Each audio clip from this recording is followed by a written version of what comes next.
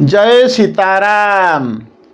भगवत प्रेमी मोर प्रिय दर्शक मंडली मानकु आज भिडियो रे पुणी थरे स्वागत। प्रिय दर्शक मंडली मानक सम्मुखरे आज प्रसंग आमे रखिबा को जाउछु। मनीष को संसार रु उद्धार होबा पाई भगवान किपरि स्वतंत्रता दैछंती।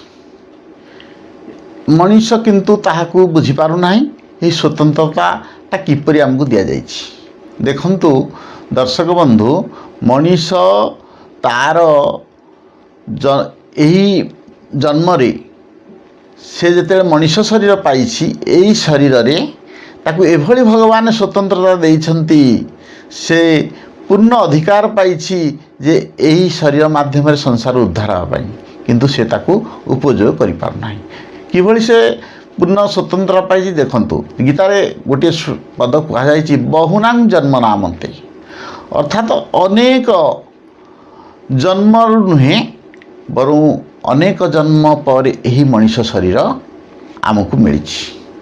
कौन पाई मिली ना आमे केवल संसार रे भगवत प्रीत्यर्थे कर्म करी संसार उद्धार होगा पाई। अन्य कौन शरीर एभली सुजोग आमको मिलिबो नाही।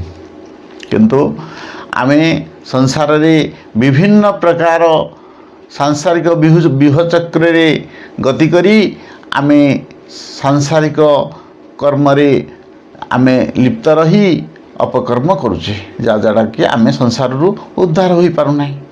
तेणु भगवान मध्य पुनर्बार गीतार मध्य कहिसंती जे अंत काले चमामेव स्मरे नुक्ता कलेवरम, अर्थात अंतिम समय जदि मनुष्य मते जो भली भाव रे स्मरण करिवो, सेही भली भाव को से प्राप्ति हुई संसार रूपक कौन स्वर्ग आउ नरक जोनि आउ 84 लाख जोनि ए सब जोनि को प्राप्त हब।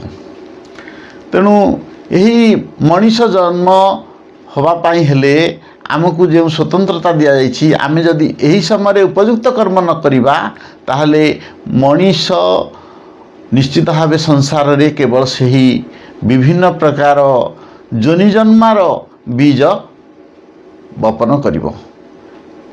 तेणु यही थ्रू आमे उद्धार पाइबा पाई हेले भगवान को सबुले कौन ना तांकु स्मरण करिबा आउ उपयुक्त दिग्दर्शन पायापाई तांकर रूप को चिंतन करने दरकार। जो रूप को चिंतन कले आमे संसार उद्धार हो पारिबा।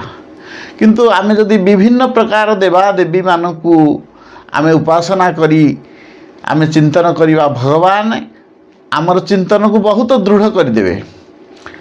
से पुण्य फल को बहुत दृढ़ करदेवे, द्वारा कि आमे से भाव को ही प्राप्त होगा। विभिन्न प्रकार सकाम उपासक माने विभिन्न देवादेवी को आजिकल सिद्धि प्राप्त होगापी उपासना कर। तेणु से भाव को प्राप्त हे। से भाव को प्राप्त हेले कौन होची ना से माने आमर स्वर्गलोक प्राप्ति हे, नचेत बा नरकलोक प्राप्त हे कि 84 लाख जोनि जन्म हुई घूर्णायमान हे। तेणु मनीष जन्म रु उद्धार पाइबापी से कष्टकर हो पड़े। तेणु यही मनीष जन्म रे ही आमे संसार उद्धार पाई भगवान आमको पूर्ण स्वतंत्रता दैछंती। तेणु यही स्वतंत्रता को आमे जदि आमे उपयोग न करिबा ताहले आमे कौन हवा, संसार विषवासनार पराधीन होई रही आमे शेष को यही मनीष जन्म रु नरक को जीवा किंबा स्वर्ग को जीवा किंबा 84 लाख जोनि को जीवा। जो स्तर को जाई पहुँची आमे संसार भितर घूर्णायमान होई रहिबा।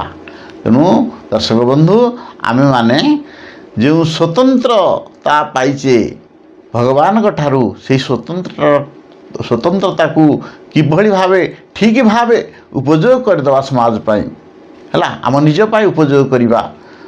तेणु से स्वतंत्रता भितर आमको निश्चित भगवान उद्धार हबार मार्ग देदेवे। आज प्रसंग आम ये रखुचु।